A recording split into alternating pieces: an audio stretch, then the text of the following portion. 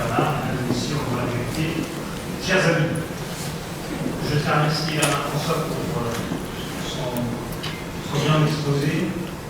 Moi, je suis de qualité énergie qui consacre à la commune. Et je veux remercier pour son investissement, pour son qualité, et bien sûr pour ses bons vœux chaleureux qui m'ont touché, et bons vœux pour adresser son épouse, et bien sûr je remercie Bernard, et je prends mes meilleurs vœux à sa son épouse.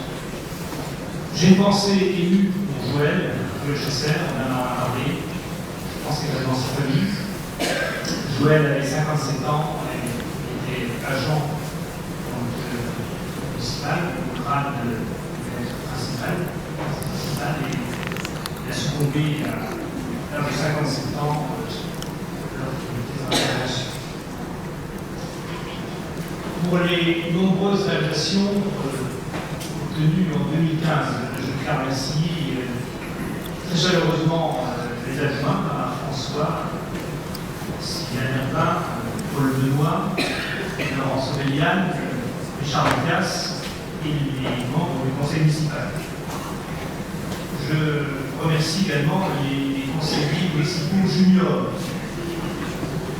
Je vais par l'adresse des remerciements les plus sincères pour leur réflexion. Ils nous apportent une réflexion intelligente, ils sont jeunes, mais donc de mieux comprendre le besoin de notre jeunesse.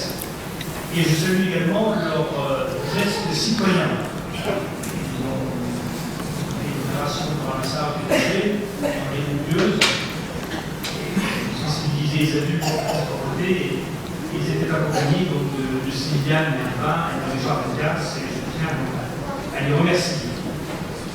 Je remercie bien sûr Frédéric Guillaume, le directeur général des services administratifs, le responsable des services techniques, le personnel des services techniques, et nos conjoints qui sont de cœur à nos côtés tous les jours, sans exception. Et là, je remercie donc le rappel.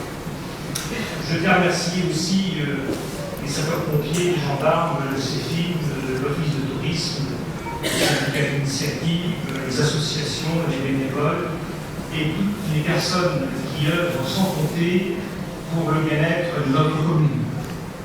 Je remercie le personnel enseignant, je remercie les commerçants, les artisans, les entreprises, les responsables d'administration. Je remercie pour leur aide constante Madame le sous-préfet, Madame Gershon, qui est la secrétaire générale de la structure, le député Martin, qui est membre de cette commission défense, qui n'ont pas de soutenir nos dossiers. Je remercie le sénateur Baudivier, qui est excusé. Je remercie le président Hayden, le conseil départemental, qui lui aussi nous aide réellement, et là j'apprécie ce président. Je remercie ma collègue binôme Daniel Berlier. Je remercie mes collègues conseillers départementaux présents, et Alain Simon. Je remercie le président de la commune, Roland Gess, et son directeur des services. Je remercie Julien Bouchy et Jérôme, les conseillers départementaux remplaçants. Notre équipe municipale est à l'écoute constante de la population, ce qui fait de Lieuse une ville accueillante, une ville où il fait bon vivre, et comme dirait Bernard, il faut aussi ça les compliments. D'accord ? On est un petit peu chauvin, donc je dirais c'est notre gros défaut, mais c'est aussi notre qualité. Il faut aimer, il faut aimer l'endroit, le lieu où on vit, on partage donc des moments importants. Notre ville, la cité des Salines, a toujours su rebondir à chaque fois qu'il le fallait, et là c'est un cas aussi de confiance. Il faut en fait. J'adresse une mention particulière aux élèves du lycée hôtelier qui assureront le service dans quelques instants. Bien sûr, je remercie le directeur Jean Bistan et le président Gilbert Debout. J'associe bien sûr à la cité scolaire qui est présente ce soir, à votre volonté. Je salue bien sûr les enseignants de l'école du Charpentier qui a accueilli lors de la dernière rentrée scolaire des élèves des mois d'août. Et la rentrée s'est déroulée dans d'excellentes conditions, dans une école rénovée, une école accueillante, fonctionnelle. J'en profite pour remercier les enseignants, remercier les directrices, Mme Kelly, Mme Mener, et je remercie aussi Mme Pressibou qui a assuré l'intérim de l'élection à la rentrée. nous portons beaucoup d'espoir pour notre jeunesse, et bien nous veillons à, bien sûr, assurer leur avenir. Je suis heureux d'accueillir pour la seconde année dans cette belle salle qui est l'Évidence, qui est un lieu qui est cher à Bernard et qui est cher à ses besoins. Et il est vrai que c'est un projet que Bernard mène depuis 1997. Alors, comme vous avez pu entendre exposer de Bernard François, les projets ne manquent pas et on peut s'en réjouir. L'année 2015 nous a permis d'accueillir de nouvelles activités dans la commune. L'école de Montpellier, par exemple, le couvreur zingueur Gaspard, le cabinet d'infirmière Duchesne à la Reine, l'entreprise Laurent le Jardinier et le magasin Chose Confort. Ce sont des activités nouvelles qui permettent d'apporter de la qualité dans la commune. 2 relais pressing sont assurés par la nurserie, un petit point et le magasin de fleurs au Pétale. La lavandière assure un nouveau service de blanchisserie. Et enfin, donc, une laveuse automatique a été installée donc, devant le magasin Intermarché. Le nouveau magasin Lidl a été inauguré le 18 février 2015 sur la nouvelle zone commerciale de la commune. Et là, je tiens à féliciter la direction qui a su faire un investissement judicieux. Je salue l'initiative prise par l'association des commerçants, je salue le président. Les commerçants de Lieuze et environ sont généreux, puisqu'une Twingo va être offerte à un heureux gagnant qui sera tiré au sort tout à l'heure à l'issue du discours, et peut-être que le gagnant est parmi nous, donc nous le souhaitons. Je rappelle qu'il faut défendre le commerce local, qui est sur un service de qualité, qui est sur un prix compétitif, et qui permet aussi à la commune une vie réelle de centre-ville. Sans les commerces de centre-ville seraient morts. Et donc, soutenons notre commerce local, il en a bien besoin. Le parking est fondamental pour l'activité commerciale. Et à ce titre, en 2014, nous avions créé un parking rue Fénelon avec 25 places. Et en 2015, nous avons démoli l'ancien magasin U pour créer un nouveau parking de 25 places. Ce qui nous permet donc d'avoir un rayon de 200 mètres, donc un petit peu plus de 500 places de parking. Et si nous faisons le calcul d'un rayon sur 500 mètres, nous arrivons à plus de 1400 places. Et il faut savoir que certaines journées, nous avons en centre-ville des places de parking qui sont occupées, ce qui nous permet donc de réfléchir encore pour augmenter cette capacité. Afin d'améliorer la protection des personnes et des biens, en lien avec le policier municipal et les services de la préfecture, nous allons mettre en place donc, une seconde tranche de pose de caméras de vidéosurveillance. Ce système est très performant, d'ailleurs les gendarmes le disent à chaque instant, et les résultats sont positifs, donc ça nous pousse donc, à continuer, et je pense que nous envisageons déjà une 3e tranche. Le sous-préfet, bien sûr, nous aider un petit peu, l'équipement est coûteux, mais la sécurité n'a pas pris. Nous étudions également, avec Christian Mathias, une réflexion sur une meilleure sécurité routière en centre-ville et bien sûr en meilleur éclairage. Là aussi, il y a une réflexion qui est engagée. Nous menons la réflexion avec Sylvain Herbin, un ravalement de façade pour rendre la commune plus agréable, parce qu'il y a besoin de couleurs, de ravalement. Et enfin, donc, l'objectif de la commune depuis de nombreuses années est de favoriser la création d'emplois, ce qui est important, ce qui est fondamental. C'est notre priorité. Nos efforts sont importants dans ce domaine. Nous pouvons nous réjouir des résultats obtenus malgré les prises de risque que nous prenons. Après avoir inauguré le premier bâtiment de 4 000 m² le 17 juillet 2013, eh bien, ce magnifique second bâtiment de 2200 m² a été inauguré le 27 octobre dernier par le président Rayton, président du conseil départemental, et en présence de M. Mazur, le directeur du site Biosol, que je salue, qui est présent ce soir. La commune va construire un bâtiment relais, que Paul Benoît est en train de travailler, un bâtiment relais de 4300 mètres carrés, sur le dernier terrain disponible de la zone communale. Le montant estimatif est de 2,1 millions. Il faut savoir que la commune, avec ce bâtiment-là, portera 10 bâtiments industriels pour une surface totale de plus de 25 mètres carrés. Vous voyez l'effort que nous prenons, mais qui est nécessaire. Le dernier terrain disponible de la zone intercommunale à Lieuse est réservé. Alors ce soir, je tiens à vous annoncer que le projet industriel d'embouteillage d'eau est sur le point de se concrétiser. La décision sera prise le 11 janvier prochain par M. le juge commissaire au tribunal de commerce de Metz, qui devra choisir entre deux projets. C'est un important dossier suivi depuis longtemps et de façon assidue par Paul Benoît, adjoint au maire, et je profite pour remercier Paul et pour le féliciter pour son efficacité. De ce fait, n'ayant plus de terrain disponible, nous sommes dans l'obligation de créer une nouvelle zone industrielle portée par la communauté de communes. Les premiers travaux devraient commencer dans les prochains mois.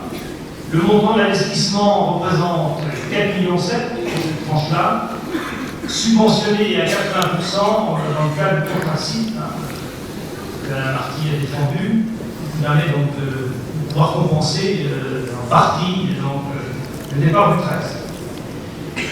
Le bâtiment Metz Officier a été cédé à l'entreprise de recherche et développement OpenEdge, une entreprise qui crée des imprimantes 3D.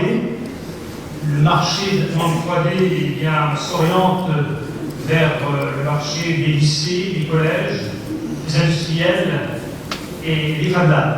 À ce titre, le premier Fab Lab a eu lieu dans cette salle le 10 avril dernier, et l'opération devrait être reconduite en 2016.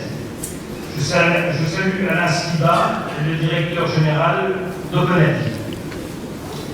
Le maintien de l'offre de santé est une préoccupation aussi pour la commune. La commune va construire une importante maison de santé pluridisciplinaire qui accueillera 5 médecins, 2 dentistes, un kiné ostéopathe, une sage-femme, une électricienne, un cabinet d'infirmiers et le réseau de neurologie du Saulnois. Le coût estimatif est de 1,7 million. Je viens d'obtenir les dernières subventions. Elles atteignent 60% grâce à un effort particulier du conseil départemental, et je tiens à saluer publiquement Patrick Layton, le président du conseil départemental. Les importants travaux de la grande retraite permettront de porter sa capacité à 98 lits sur 3 niveaux, permettant ainsi de transférer les 37 résidents qui sont actuellement à l'hôpital en proposant un lieu d'accueil accessible et surtout un accueil agréable, humanisé. Le nouvel ensemble comportera un pôle d'activité et de soins adaptés pour les résidents atteints de la maladie d'Alzheimer ou de troubles proches de cette maladie. 14 personnes par jour fréquenteront ce lieu pour entretenir et bien sûr maintenir leur autonomie. En outre, l'EHPAD disposera d'un lieu spécifique pour l'accueil de jour. Les personnes atteintes par la maladie d'Alzheimer, mais encore les personnes qui souffrent de cette maladie à domicile profiteront de ce dispositif en journée avec un accompagnement quotidien d'assistante de soins en gérontologie. Il convient également d'indiquer que la partie de l'ancienne maison de retraite sera aussi réaménagée avec notamment une extension de la salle de restauration. Nous veillons particulièrement au renforcement de notre hôpital. Et là, je compte sur le député, le sous-préfet, de maintenir cet hôpital local comme un lieu d'accueil et de soins. Nous avons besoin de ce établissement. Et il faut savoir que l'hôpital de Saint-Jacques dirige également dans le plan de retraite et lieu. Je tiens à saluer le directeur, M. Christophe Gasset. Je tiens à vous signaler que les différents investissements que je viens de vous énumérer représentent malgré tout 13 millions d'euros qui sont investis dans l'économie locale. Et je ne parle pas des travaux qui sont en cours pour les salines, je ne parle pas du bâtiment de sol qui est inauguré, et je ne parle pas du futur projet dont on attend à la patience de la décision, sinon nous aurions des sommes bien plus importantes, mais aujourd'hui, ces 14 millions d'euros sont des investissements qui sont dans la condition d'entreprise, et là je tiens à saluer l'entreprise pour la qualité de leur travail. L'offre médicale s'enrichit avec l'installation du docteur Marc-Antoine François. Je salue, c'est un besoin. Il est déjà connu puisque papa est vétérinaire et vraiment un kinésithérapeute, et je lui souhaite la bienvenue, et bien sûr je lui souhaite beaucoup de succès dans sa profession passionnante. Le 26 juin dernier, le lieutenant-colonel Pascal Barois succédait au lieutenant-colonel Denis Paris. Lieutenant-colonel, je vous souhaite la bienvenue, bienvenue à Gueuse. Je vous souhaite beaucoup de succès et je vous souhaite longue vie dans vos études. Très longue vie aux études. Je pense que le colonel Valtier pense à la même chose que nous, puisque le lieutenant-colonel Valtier, qui nous fait l'amitié d'être là, était commandant 11 bons. Donc à l'époque où c'était le général Lebel, le colonel Lebel et le colonel Bolelli, qui dirigeaient le colonel Valtier, il a beaucoup œuvré aussi pour le maintien à l'époque, parce que le général colonel Lebel tenait au maintien de ce régiment. Et enfin, nous avons tenu la présence militaire, et c'est important, et là je tiens à remercier le député Marty, qui fait partie de la commission de défense. Donc, colonel, je sais que la réputation de ces films est excellente, donc je vous adresse mes félicitations les plus sincères. Le 8 décembre dernier, le chef de corps a organisé une prise d'armes très émouvante en l'honneur du départ du capitaine Pascal Paris. Et il y a un béret rouge, c'est un ancien du 13, un ancien officier du 13, qui est donc fait partie des militaires qui ont créé ces films, et il occupait la mission d'officier supérieur adjoint. Et donc, je salue le capitaine Paris et je lui souhaite beaucoup de chance dans cette nouvelle aventure. Je sais que ses qualités lui permettront de réussir, je n'en doute pas. Le 17 octobre dernier a eu lieu le 7e parrainage, la promotion des engagements volontaires de ces films. Le parrain est M. Jean Gilbert, un vétéran de la Seconde Guerre mondiale, et mon collègue, je tiens à vous dire que cette cérémonie est une grande réussite. Bravo. Je salue également et remercie Jean-Claude Regnault, qui met à disposition de ces films son matériel militaire qui est dans un état impeccable. On a l'impression qu'il est encore sous garantie. Jean-Claude, merci pour ce prêt et cet accompagnement. D'ailleurs, la salle d'honneur de ces films pourrait faire rougir beaucoup de régiments. Vous avez une salle d'honneur qui est magnifique. La présence des militaires du CEFIM à nos cérémonies patriotiques, et notamment à la cérémonie du 13 juillet, est très appréciée par la population. Je voulais donc vous exprimer ma gratitude. J'adresse également ma reconnaissance à la fanfare des métronomes, ils sont là ce soir, aux porte-drapeaux, ils sont là également ce soir, je les salue, aux pompiers, aux gendarmes, je les salue également, aux présidents et membres d'associations patriotiques, aux enfants et aux enseignants, toujours présents. Leur participation contribue à la qualité de nos cérémonies, et je sais que nous avons la culture du souvenir. Je remercie aussi nos prêtres Jean-Marie Lance et Soder Bouboué d'accepter de célébrer à chaque cérémonie une messe en mémoire de nos soldats morts par la France, et je tiens à les remercier. Et j'en profite pour féliciter Soder, le père Soder. Il a obtenu brillamment un doctorat en sciences de l'éducation à l'Université de Nancy. Je tiens donc à le féliciter. En ce début d'année, je vous présente mes vœux les plus sincères de santé, d'épanouissement personnel pour vous-même et pour ceux qui vous sont chers. Que cette nouvelle année vienne nous permettre de rester fidèles à nos convictions. Cette nouvelle année permettre à chacun à notre place et de rendre notre monde meilleur. Un monde plus juste, un monde où règne la paix. Et pour reprendre une situation de Mahatma Gandhi, il n'y a pas de chemin vers la paix est le chemin. Bonne année, merci.